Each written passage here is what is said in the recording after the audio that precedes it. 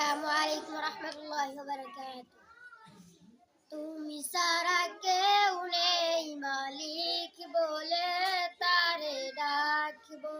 হো, তুমি ছাড়া কেউ নেই মাবুদ বলে তারে ডাকবো।